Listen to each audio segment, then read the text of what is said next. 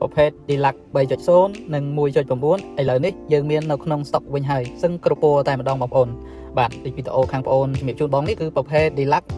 1.9 បាទទៅចូល stock ហើយតាក់ទងនឹងរូបរាងខាងក្នុងខាងក្រៅសម្រាប់ Deluxe 1.9 ហើយនិង3.0ซึ่งតែដូចគ្នាបងប្អូនជាពិសេសនោះគឺតាក់ទងនឹងយ៉ាងនៃសបកអីគឺយើងប្រើដូចប្រភេទ full option V cross ដែរឥឡូវយើងចូលដល់ផ្នែកខាងក្នុងតកូ Deluxe 1.9 បាទមើលមកមានភាពធំទូលាយអង្គុយអត់ចង្អៀតប្រភេទជា coach bike យើងមាន auto កាបតាសពង2ហើយយើងមាន veteran mode ជំនួយការនៅក្នុងការបើកបរលើផ្លូវពិបាកខ្លាំងកាត់បន្ថយការរលាក់បានច្រើនណាបងប្អូនមាន option មួយនេះសម្រាប់កៅអីជួរទី2យើងមានបំពាក់នៅម៉ាស៊ីនត្រជាក់ជួរខាងក្រោយដូចគ្នាដើម្បីផ្ដល់ផាសុកភាពដល់អ្នកអង្គុយក្រោយហើយកៅអីអង្គុយគឺអត់ទៅជើងទេធំទូលាយហើយយើងមានរុនសាកប្រភេទ Type C លឿនជូនបងប្អូនដែរចឹងបងប្អូនវាចាក់ទងនឹងផ្នែកខាងក្រៅនៃរថយន្ត Deluxe 1.9 ធ្វើមកលក្ខណៈស្រស់ស្អាតមែនទែនហើយសូម្បីតែប្រភេទជាគៀងនិង stop អីយើងប្រើដោយប្រភេទ V cross ទាំងអស់បងប្អូនយើងមាន sensor ក្រោយ4គ្រាប់ហើយនិងកាមេរ៉ា